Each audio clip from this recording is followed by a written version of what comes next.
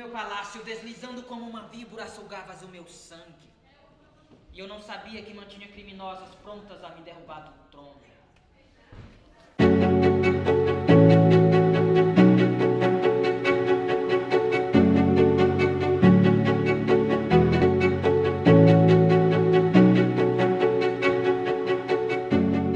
Ele sentiu também uma indignação muito grande com o que estava acontecendo, porque era um povo muito religioso.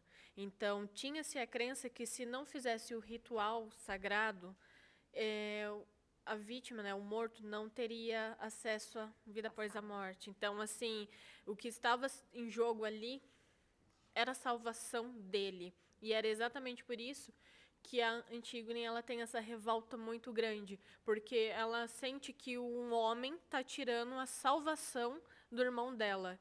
Então, é em torno disso também que vai acontecendo todo o movimento, a movimentação da peça, e o povo acaba sendo um povo muito calado.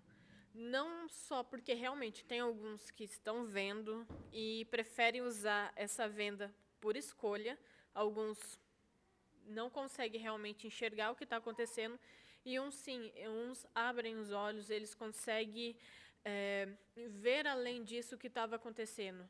E o rei, ele era um rei muito tirano, então tinha-se o medo de perder, digamos, como é que fala? Perder a cabeça, porque era isso, ele estava jogando para a morte uma parente dele, então isso dava uma comoção muito grande no povo. Trazendo um pouco mais, talvez, para os dias atuais, tem um texto do Milor Fernandes, eu não vou saber todo, eu não sei certinho, não sei nem como eu decorei minhas falas. É muito difícil guardar, mas é muito bonito que ele fala exatamente disso, né? A humanidade andou muito, né? A Terra girou muito, o homem evoluiu pouco. E é um pouco triste, né? E ele fala sobre também as escolhas de se lutar do lado certo. Então, é complicado, e ele fala isso numa abertura de uma das peças da Antígone, que também já foi representada anteriormente, e isso marcou bastante. Num dia eu trouxe esse texto para o pessoal, que é muito isso, né? A gente busca essa evolução, mas é complicado fazer isso no coletivo. E o teatro, ele é o coletivo. Então, quando a gente vem aqui e traz isso para vocês, é porque juntos a gente chegou nas conclusões, é porque juntos a gente decidiu qual era o corpo, como era, o que a gente ia fazer, se isso, né, de tampar o olho tinha significado, não tinha. E a gente foi descobrindo tudo isso juntos para trazer essa reflexão para vocês. Olha, é muito bacana estar aqui assistindo. Mas como a Fernanda falou aqui, não é? Eu nunca tinha assistido nada que envolvesse tragédia grega. Então, assim, o português de vocês é dificílimo de entender, dificílimo. Então, assim, alguma coisa, eu estou tentando ler Ilíada, e assim, eu parei, falei, não vou ler mais, eu não estou entendendo. Então, assim, entendi muitas coisas que vocês falaram aí, porque lá também tem Ilíada, Creonte, né? Então, assim, alguns personagens. Não entendo nada de tragédia grega. Nada, absolutamente nada. Mas, assim, como a Fernanda está falando aqui, a gente precisa estudar um pouquinho mais para assistir novamente essa peça, para entender um pouco mais, tá? Mas, assim, muito bacana, super diferente, super diferente. Eu fiquei assim, eu me senti muito bem e também um pouquinho ignorante, né? Dessa. A gente precisa estudar um pouco mais. Eu acho que eu vou continuar lendo Ilíada, tá? Agora, deu um impulso agora para ler, para que eu entenda um pouco mais quando eu vier assistir outra peça como essa ou assistir essa novamente. E vocês estão de parabéns. A mesma sensação que a senhora teve, nós também tivemos. E foi muito difícil, ainda mais porque não são todos aqui que já pisaram num palco antes, não tiveram contato com esse tipo de literatura. Então, foi uma descoberta também, e eu indico, continue, leia Antígones, leia Medeia e assim por diante, que é muito bom. É só crescimento. É só aprendizagem. Só aprendizagem. Responder para Eita. Ele vai responder para você. É que tem muita gente que vem assistir, eu falo isso quase toda a peça, porque eu vim assistir e não compreendia muito bem, eu ficava, nossa, o que está acontecendo?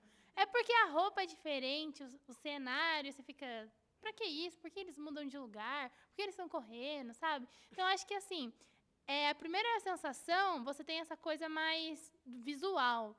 E aí você não presta tanta atenção até no texto, ainda mais que é um texto complicado. Então, assim, se você quisesse vir de novo, porque eu já assisti 2 peças 2 vezes, a segunda vez você entende melhor. Você fala, nossa, ele tá falando isso. Ah, ele faz isso com tanana. Porque a primeira você leva um choque, você fica, meu Deus, estou totalmente fora da minha zona de conforto. Então, assim, continue lendo. Pra gente também é um desafio. Eu lembro quando a gente estava fazendo o texto, o Eric falava, risca cada palavra que você não sabe o que é. Porque você... Não, procura. e procura. Não, tipo, grifar cada palavra que você não sabe o que é e procura o que é. Porque a gente tem que saber o que a gente está falando e colocar isso no corpo. E assim, pra mim, eu tinha uma dificuldade muito grande de literatura até hoje. Então, assim, foi uma grande riqueza que eu tive nesse processo. Era isso que eu ia falar. Todo mundo acha. E esses textos canônicos, eles são difíceis da gente fazer as pontes com o contemporâneo. Eu achei que vocês fizeram muito bem. Eu tenho 2 perguntas. As canções, por que a escolha das 2 canções? E por que as duas atrizes fazendo Antígone? Por que a decisão de 2 mulheres fazerem Antígone? E aí, Antígone, o Eric deu o desafio para mim e para a Nayana de conseguir entender o que cada uma representava. Então, o que a gente chegou à conclusão era, uma representava mais a calma, a família, o amor pelo irmão, e a outra mais a revolta, que ela estava sentindo por toda a injustiça. Então, é basicamente isso. Não? É isso. É isso mesmo. Elas... É mais mostrando as 2 personalidades, entendeu? De que pode existir isso. A escolha do cálice foi exatamente por esse lado mais político da Antígone. A gente queria tratar um pouco também da ditadura, que foi a gente associou muito a isso, a ditadura, e também associamos ao que aconteceu, né, recentemente por causa do Covid, de algumas pessoas que não puderam enterrar os seus familiares por causa, né, da proibição. Então, Antígone em si é uma peça, é um texto muito político. Então, acaba que você precisa adotar uma postura e falar mais sobre política. Todas as vezes que essa peça foi encenada, teve esse olhar. Nos anos 70, 80, se eu não me engano, Sérgio Manberto ele também encenou essa peça, e também a polícia foi barrada pela ditadura. Então, é importante falar sobre isso. E a peça é para gerar um questionamento. É uma poesia, é uma coisa muito bonita, mas também a nossa intenção é criar em cada um de vocês um questionamento. A música da Antígone, nós tivemos também uma proposta do Eric, né, um desafio de encontrar uma música que traduzisse esse feminino, né, uma música mais forte, uma música com esse poder, vamos dizer assim. E nós gostamos muito da letra e estava um impasse de não conseguir fazer, porque a música original era da Lued Luna. Quem tiver a oportunidade de conhecer essa cantora, ela é muito boa. E é uma letra mais complexa, com muitos elementos musicais, e inclusive o Eduardo, que é o nosso professor de música, ele também, vamos ver como é que a gente vai conseguir fazer. E aí a gente trabalhou e conseguiu fazer os cortes necessários e a adaptação, para que todos pudessem representar essa força juntos, né? Elas iniciam, mas todo mundo canta a música.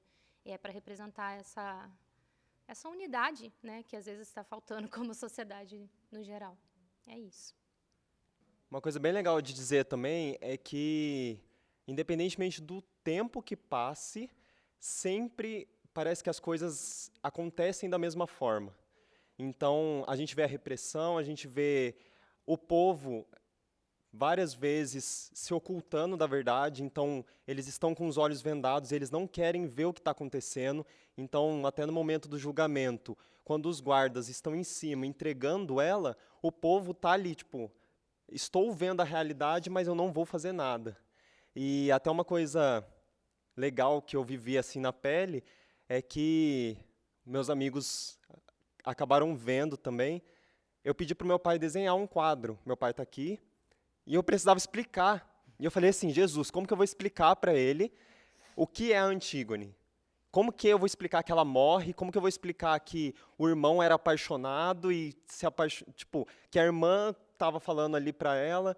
E no final das contas o quadro saiu, meu pai conseguiu desenhar ali com muito sufoco. E aí eu parei para pensar, até conversando com eles depois, eu falei assim, cara, o que aconteceu lá atrás, escreveram há muitos anos atrás, a gente vê acontecendo hoje em dia. E, tipo assim, é assustador.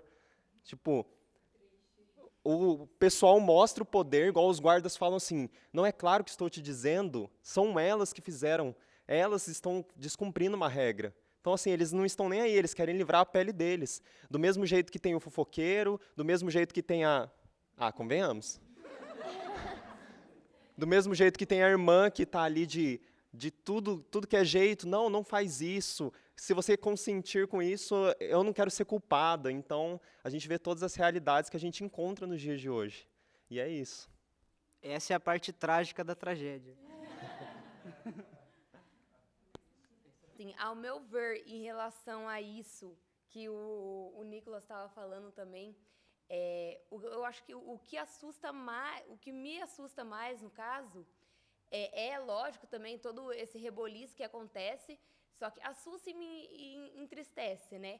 É a questão de todo mundo ver e ninguém fazer nada. A Lavínia, ela tem o costume de falar uma coisa, e eu concordo muito quando a gente discute algum assunto, que assim, que quem faz a revolução é o povo. E o povo vendo tudo isso, eles ficam um pouco inconformados, indignados, mas assim, não fazem nada. Entendeu? Então, tipo assim, é todo mundo contra uma pessoa que tá fazendo fazendo esse enterro, que é uma coisa que é necessária, entendeu? Que é uma coisa que como que eu posso dizer? Tipo assim, vai pra... É o certo, sabe? Vai pra até, tipo assim, o pessoal desafia as leis divinas para poder entregar ela por causa de uma coisa que ela tá fazendo, sabe?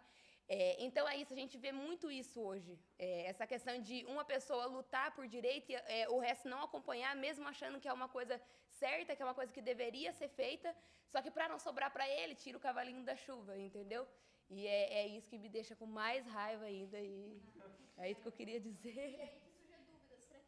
A gente acho que não deve levar em consideração essa quantidade, e sim levar em consideração a relação que estabelece.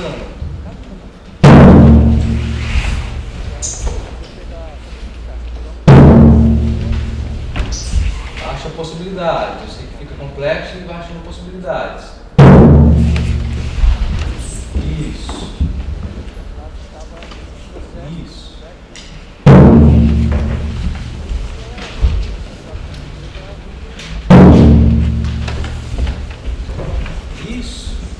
Acha uma maneira confortável desses corpos se encaixam.